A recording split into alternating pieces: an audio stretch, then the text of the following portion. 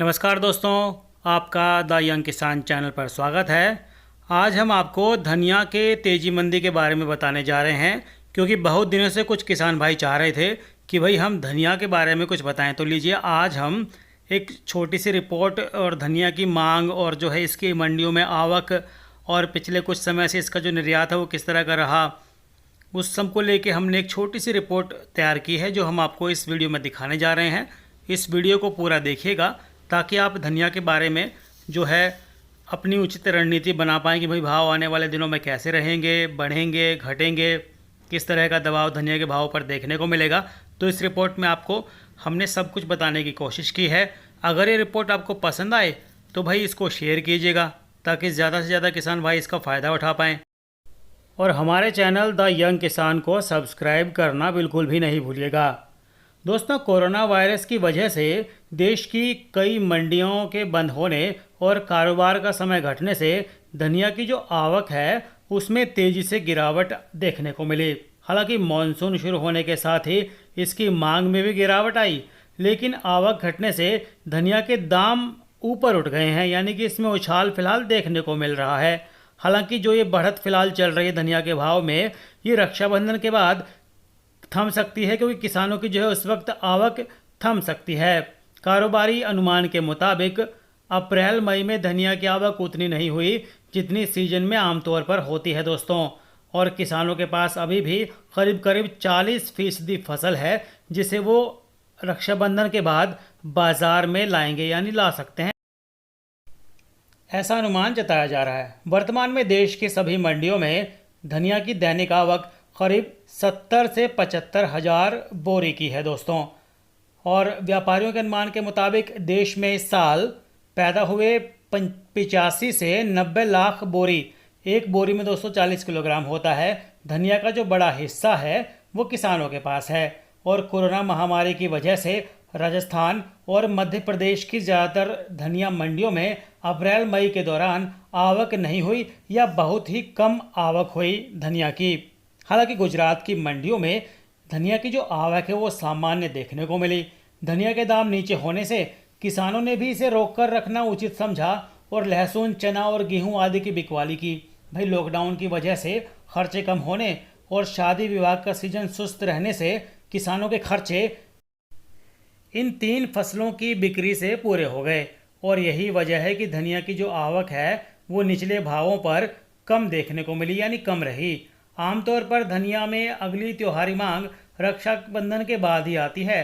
तब तक धनिया मौजूदा भाव से 100 से 200 रुपये प्रति क्विंटल की बढ़त और ले सकता है। किसान रक्षाबंधन से दिवाली तक धनिया की बिकवाली करेंगे, क्योंकि इसके बाद नई फसल की बुआई की तैयारी शुरू हो जाएगी भाई।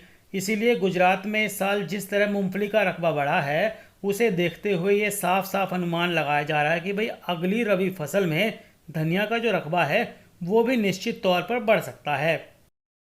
मौसम विभाग ने देश में इस साल सामान्य मानसून रहने की बात भी कही है। और बांधों में भी जलस्तर जो है वो अच्छा है, यानी पानी अच्छा है, जिससे अगली रबी फसल के समय पानी की तंगी होती नहीं दिखाई दे रही दोस्तों। कारोबारियों के मुताबिक मार्च से जुलाई तक तकरीबन 47 से 48 लाख बोरी, यानी प्रति बोरी 40 किलोग्राम धनिया की खपत हुई। और मानसून शुरू होने पर हर साल की तरह इसकी मांग जुलाई से सुस्त पड़ जाती है। और शेष 7 महीनों में हर महीने 7 से 8 लाख बोरी इसकी मांग रहेगी। इस तरह नई फसल से आने से पहले 7 महीनों में इसकी जो खपत है वो 48 से 58 लाख बोरी रहने का अनुमान है। कारोबारी कह रहे हैं कि भाई अच्छी मांग की वजह से धनिया के दाम मजबूत हुए हैं और आने वाले दिनों में ये 100 से 200 रुपये प्रति क्विंटल तक और मजबूत हो सकता है। कारोबारियों का कहना है कि भाई धनिया की जो बड़ी खपत है वो होटल और रेस्टोरेंट में होती है, लेकिन लॉकडाउन की वजह से इन दोनों ही जगहों पर जो है धनिया की मांग वो घटी है। धनिया की सालाना खपत 120 लाख बोरी है, लेकिन रेस्टोरेंट और होटल बंद होने से अब ये खपत 100 लाख बोरी रहेगी। धनिया की कुल मांग में 20 लाख बोरी की कमी आई है। इस कमी की वजह से साल के आखिर तक धनिया की जो कमी है शायद ही वो खड़ी हो, और किसान अपने पास रखी फसल अगर बाजार में लाते हैं तो भावों पर दबाव जरूर बन सकता है दोस्तों। धनिया के भाव पर आने वाले समय में दबाव की एक वजह और जो दिखाई दे रही है वो ये है कि भाई रूस, यूक्रेन और बुल्गारिया की नई फसल भी है।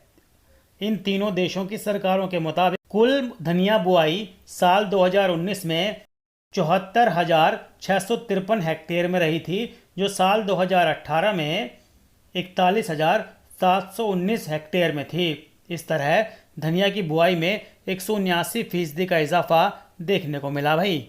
इन देशों में साल 2019 के दौरान 61,925 टन धनिया का उत्पादन हुआ, जो साल 2008 में सूखे और बर्फबारी से फसल को हुए नुकसान की वजह से महज 19,587 टन था। अगर इस उत्पादन को 40 किलोग्राम की बोरी में परिवर्तित किया जाए, जो हमारे यहाँ भाई जो एक पैमाना है 40 किलो की बोरी होती है, तो उसमें ये उत्पादन वर्ष 2019 में 15.5 लाख बोरी रहा और साल 2018 में 4.9 लाख बोरी था। साल 2019 में धनिया की प्रति हेक्टेयर यील्ड यानी उत्पादन 12 बोरी की तुलना में 21 बोरी पहुंच गया। रूस, बुल्गारिया और यूक्रेन में धनिया का ओपनिंग स्टॉक 8 लाख बोरी और उत्पादन 15.5 लाख बोरी को शामिल अगर हम कर लेते हैं तो कुल सप्लाई 23.5 लाख बोरी रही। अंतर्राष्ट्रीय बाजार में धनिया $900 प्रति टन बोला जा रहा है, जबकि रूस और सीरिया का धनिया $550 प्रति टन पर ऑफर किया जा रहा है भाई, क्योंकि इसका भाव भारतीय धनिये से कम बोला जा रहा है अंतर्राष्ट्रीय बाजार में। ऐसे में भारतीय धनिया महंगा होने से अब जहां निर्यात घटेगा, वहीं मसाला कंपनियां रूस जैसे देशों से इसका आयात कर सकती हैं, जिससे भाव पर आने वाले समय में दबाव देखने को मिल सकता है। और भाई ये सब होगा करीब करीब रक्षाबंधन के बाद, जब धनिया की जो है मांग वो निकलेगी और किसान भी मंडियों में धनिया लेकर पहुंचेंगे।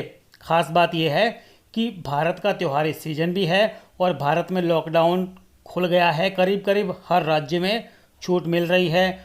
होटल, रेस्टोरेंट और जो हैं बाकी ढाबे वगैरह वो खुल गए हैं। इससे जो है मसाला की खपत और बढ़ेगी और आने वाले दिनों में अनुमान जताया जा रहा है कि भाई भारत के अंदर भी मसालों की जो मांग है वो और ज़्यादा हो सकती है, जिससे इसके भाव में और तेज़ी आने की संभावना जताई जा रही है। माना जा रहा है कि मसाला कंपनियां भी खरीद करेंगी, जिससे मांग और बढ़ेगी। धनिया की रिपोर्ट आपको कैसी लगी, हमें कमेंट बॉक्स में कमेंट करके ज़रूर बताइएगा। धनिया के रोजाना भाव जानने के लिए आप द यंग किसान चैनल को सब्सक्राइब कीजिए, बेल आइकन दबाइए और भाव की सबसे पहले सटीक जानकारी पाइए।